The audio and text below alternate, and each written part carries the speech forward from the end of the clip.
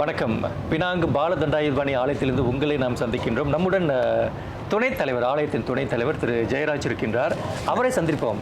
எப்படி இருக்கீங்க சார்? ஐயா நலமா இருக்கு. உங்க மாநிலம் வெயில் அப்படியே கொளுத்துது. இறைவனோட ஆசீர்வாதம் வெயில் கொளுத்துறாரு. அதேதான். அந்த மாதிரி கொளுத்துனாலும் கூட மக்களுடைய வரவேற்பு ரொம்ப அதிகமாக தான் இருக்கு. ஒருவேளை பப்ளிக் ஹாலிடே அந்த மாதிரி வரதுனால. அதே உண்மைதான் ஐயா. சரிங்கய்யா. எப்பயும் பினாங்குனாலே வந்து எல்லாரும் வந்து ஒரு சுற்றுலா பயணமா பார்ப்பாங்க. கண்டிப்பாக நிறைய பேர் வருவாங்க. நம்ம மக்களை தவிர்த்து சுற்றுலா பயணிகள் எண்ணிக்கையும் அதிகமாக இருக்கும். உங்களுடைய எதிர்பார்ப்பு இந்த வருஷம் எப்படி இருக்கும்? இந்த வருஷம் தைப்பூசம் அப்படின்னு சொல்லுங்க. கடந்த வருடம் முன்னே பார்த்தோன்னா நம்மளுக்கு 1 மில்லியனுக்கு மேலே மக்கள் வந்திருந்தாங்க. இந்த வருடம் வந்து நம்ம எதிர்பார்க்குறது 1.5 மில்லியன், ஒரு 15 லட்சம் மக்கள் கூடுவாங்கன்னு எதிர்பார்க்குறோம். ஏன்னா நீங்கள் பார்த்தீங்கன்னா இந்த ஒரு வாரம் தைப்பூசம் முன்னுக்கே வந்து கூட்டம் அதிகரிச்சிருச்சு. நேற்று முதற்கொண்டு நம்மளுக்கு அதிகபட்சமான பக்தர்களை வந்து அவங்க காணிக்கையை செலுத்த ஆரம்பிச்சிட்டாங்க. இது வந்து இன்னும் டூரிஸ்டாக வரவங்களை சேர்க்காம அப்போ நம்ம என்ன எதிர்பார்க்குறோன்னா அடுத்தடுத்து நாளை தைப்பூசம் முன்னிட்டு இன்னும் அதிகமான பக்தர்களும் டூரிஸ்ட்களும் வருவாங்கன்னு எதிர்பார்க்குறோம். இப்போக்கு இந்த நேரத்து பிரகாரம் நீங்கள் பார்த்தீங்கன்னா பால் குடங்கள் வந்து 6500 பால் குடங்களை தாண்டி பால் செம்புகள் 11800 பால் செம்புகள் ரசிகர்கள் வேறு, செம்புகள் வேறு. எஸ், பால் குடம்ன்றது பெருசு, பால் செம்புன்றது இன்னும் சின்னது. அப்போ நம்ம ரெண்டுக்கும் வித்தியாசமான விலைகளை தீர்மானிச்சிருக்கோம். அடுத்து வந்து அர்ச்சனைகள் வந்து 2500 அர்ச்சனைகளை தாண்டிடுச்சு. இன்னைய தேதி கணக்கு இப்போக்கு 1 மணி போல் கணக்கு எடுத்தது. அடுத்து முடிக்காணிக்கை வந்து 850க்கு மேலே முடிக்காணிக்கை இந்த காலையிலேருந்து மதியம் 1 மணி வரைக்கும் நடந்தது. அடுத்து காவடிகள் இன்னைக்கு மட்டுமே ஒரு 78 காவடிகள் வந்துடுதுக்கு இப்போ இந்த நேரம், அதாவது 1 மணி மதியம் வரைக்கும். நீங்கள் பார்த்தீங்கன்னா கடந்த வருடங்களில் தைப்பூசத்து முதல் நாள் முன்னிட்டு பார்த்தீங்கன்னா இந்த அளவுக்கு உள்ள மக்கள் நெரிசல் இருந்திருக்காது. மக்களும் நம்மளோட பக்தர்களும் வந்திருக்க மாட்டாங்க. கொஞ்சம் குறைவாக இருந்திருக்கும். ஏன்னா அவங்க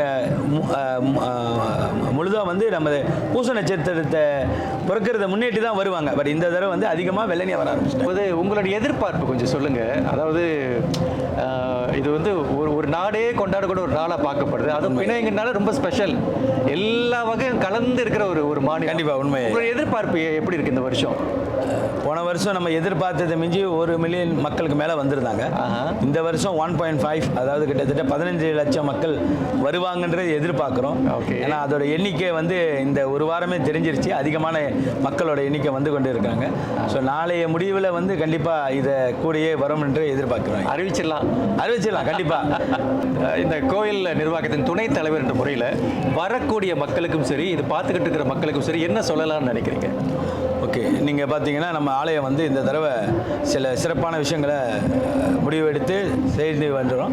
அதில் முக்கியமாக பார்த்தீங்கன்னா நம்ம படிகளில் இடையில வந்து மினரல் வாட்டர் ட்ரிங்க்ஸ் ஃப்ரீயாக நம்ம வந்து கொடுக்குறோம் மக்களுக்கு. வந்து அதாவது டிவோட்டிஸ்லாம் வரும்போது வசதியாக இருக்கும்போது நீங்கள் அங்கங்கே தண்ணி எடுத்து குடிச்சிட்டு அந்த இடத்துல நீங்கள் அங்கே குப்பைகளை போட்டு போகிறதுக்கும் வசதி செஞ்சுருக்கோம். மேலே கோயில் வளாகத்தை சுற்றி வர இடத்துக்கு வந்து ஃபுல்லாக நம்ம வந்து கெனோப்பி போட்டு அங்கேயும் நம்மளோட வாலண்டியர்ஸை நிறுத்தி ஏக்கான் காத்தாடி, அப்புறம் நம்மளோட ஸ்க்ரீன், அப்புறம் நம்ம அங்கேயும் தண்ணி கொடுக்குறோம். ஸோ மக்கள் வந்து மேலே தரிசனம் பெறுற வரைக்கும் அவங்களுக்கு இது ஃப்ரீ ட்ரிங்க்ஸ் கொடுக்குறோம். அதே நேரத்தில் அவங்க கொஞ்சம் ரிலாக்ஸ் பண்ணி இந்த வெயில் காலகட்டத்தில் அவங்களுக்கு கொஞ்சம் வசதி இது கொடுத்துருக்கோம். அடுத்து அன்னதானம். போன வருஷமும் நம்ம சொல்லியிருந்தோம், மேலே அன்னதானம் வழங்கப்படுது, கீழேயும் அன்னதானம் வழங்கப்படுது. இதை தவிர தனியார்கள் யாரெல்லாம் அன்னதானம் வழங்க ஆசைப்படுறாங்களோ அவங்களுக்கு தனியாக ஒரு கூடாரம் அமைச்சிருக்கோம்.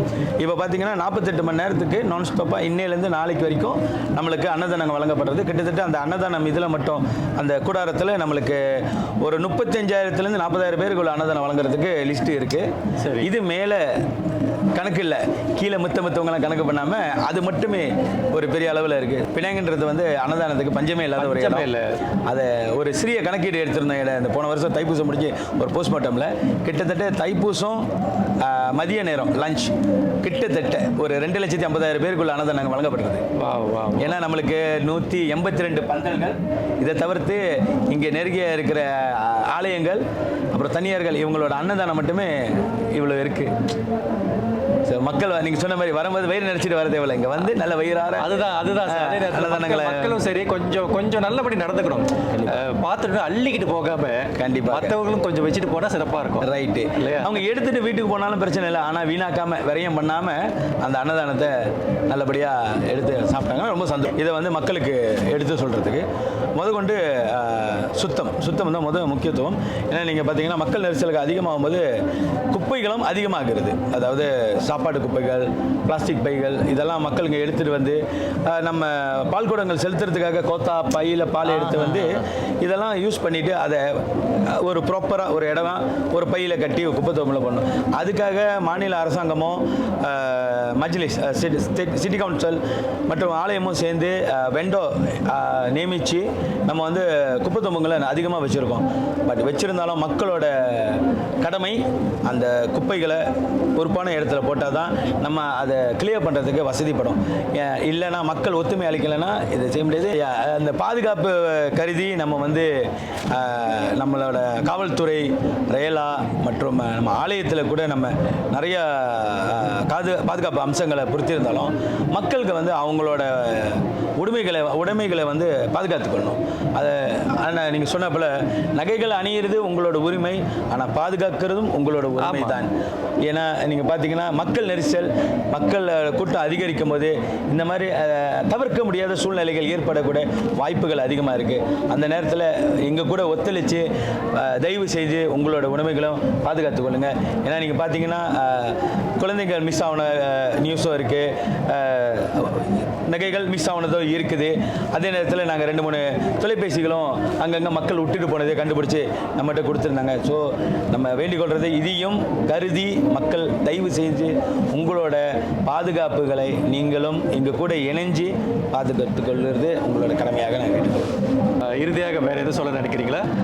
இறுதியாக நம்ம வந்து மக்கள்கிட்ட வேண்டிக்கிறது ஒன்று, இந்த தைப்பூசன்றது ஒரு வைபவம், நமது சமயம், அதை நம்ம தான் கட்டி காக்கணும். அதை நீங்கள் நல்லபடியாக டிவோஷனலாக இறைவனை வந்து தரிசிக்கும் போது அதை நல்லபடியாக வந்து தரிசனம் பெற்றுட்டு நல்லபடியாக எந்த ஒரு சர்ச்சையும் இல்லாமல் எந்த ஒரு இன்னல்களும் இல்லாதபடிக்கு நல்ல ஒற்றுமையாக இருந்து கொண்டாடிட்டு செல்வோம். நிச்சயமாக இந்த 2026 நடைபெறக்கூடிய இந்த தைப்பூசம் தண்ணீர் மலையானின் ஆசியோடு அவரின் அரவணைப்போடு நிச்சயமாக பல கட்டங்களை நோக்கி பல வெற்றிகளை அடைபெற்று எங்களுடைய நம்பிக்கை.